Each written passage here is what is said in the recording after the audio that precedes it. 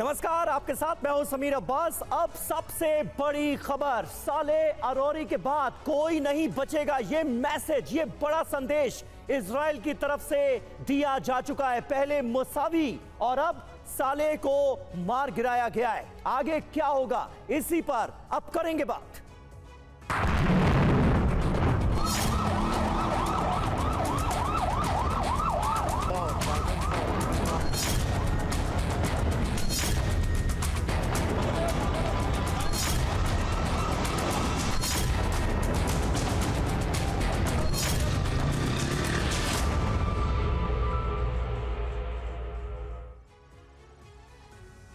Hamas और Israel के बीच जारी जंग में आज बहुत अहम दिन है। हमास का नंबर 3 और अल कसाम ब्रिगेड का संस्थापक सालेह अल अरोरी मारा गया है और इसके मारे जाने के बाद अब लेबनान फ्रंट पर फुल स्केल वॉर का छिड़ना तय माना जा रहा है। इजराइल ने अपना दुश्मन नंबर 3 मार गिराया, लेकिन अब हिजबुल्लाह इजराइल के खिलाफ जंग छेड़ने का ऐलान कर सकता है। यह मुमकिन है क्योंकि आज नसरल्लाह के संबोधन पर इजराइल के साथ साथ अमेरिका की भी नजर होगी। नसरल्लाह का टीवी संबोधन होने जा रहा है। लेबनान बॉर्डर से लगे इजरायली इलाकों में अलर्ट जारी कर दिया गया है। अरोरी के मारे जाने के बाद ईरान की भी जंग में सीधी एंट्री हो सकती है।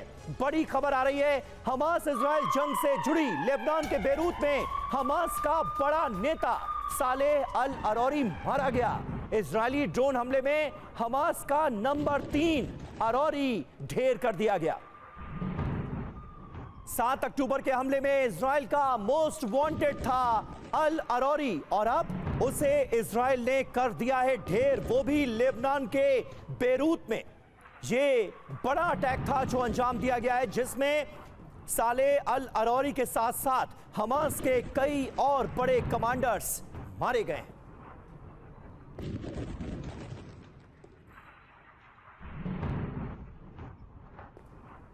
तो इजराइल ने बहुत बड़ा जख्म दिया है हमास को, इसमें कहीं कोई शक नहीं है। आइए आपको बताते हैं इस हमले के बारे में। सबसे पहले ये जान लीजिए कि सालेह अल अरोरी कौन था और इजराइल ने उसे कैसे लेबनान में घुसकर कर दिया ढेर। कौन था सालेह अल अरोरी?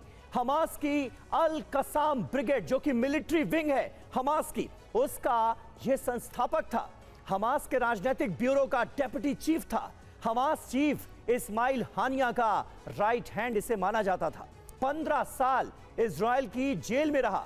इजराइल पर हमले का मास्टरमाइंड था, यानी 7 अक्टूबर को जो बर्बर हमला हुआ था उसके पीछे था यह शख्स। 2015 में इसे वैश्विक आतंकवादी घोषित किया गया। अरोरी पर 40 करोड़ रुपए का इनाम रखा गया था। अब इसका अंत कैसे हुआ ये आपको बताते हैं। लेबनान की राजधानी बेरूत में होता है बड़ा ड्रोन अटैक और हमास की बैठक में शामिल होने जा रहा था अरोरी, वो भी इस हमले में ढेर हो गया। खुफिया सूचना मिलने के बाद इस बड़े हमले को प्लान किया गया और अंजाम दिया गया। लोकेशन ट्रेस होने के बाद सटीक हमला किया गया। बेरूत में कार पर ड्रोन से अटैक किया गया। अरोरी के साथ हमास के कई कमांडर भी इस हमले में ढेर हो गए और बेरूत हमले में अरोरी के साथ हमास के 6 बड़े कमांडर्स की मौत हुई है। सालेह अल अरोरी के साथ ओसामा हमदान भी मारा गया। खलील अल हैया, अबू उमर की भी मौत हो गई। हमले में हमास का अज़ाम अल अकरा भी मारा गया है। ये बड़ी जानकारी सामने आ रही। तो देखिए, जैसा कि हमने आपको पहले बताया था, अल अरोरी के साथ साथ कई हमास के बड़े कमांडर्स इस हमले में मारे गए हैं। इजराइल के लिए यह बड़ी कामयाबी है, लेकिन इजराइल खुले तौर पर, आधिकारिक तौर पर अभी ये मानने के लिए तैयार नजर नहीं आ रहा है कि इस हमले के पीछे इजराइल ही था।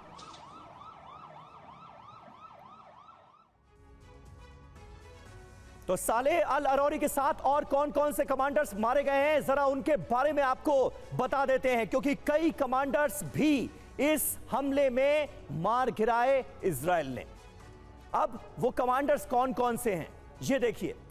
ओसामा हमदान, जो कि हमास पोलित ब्यूरो का अधिकारी है, हमास का स्पोक्सपर्सन है, वो भी मारा गया है। अबू उमर दक्षिणी लेबनान में हमास का यह चीफ था।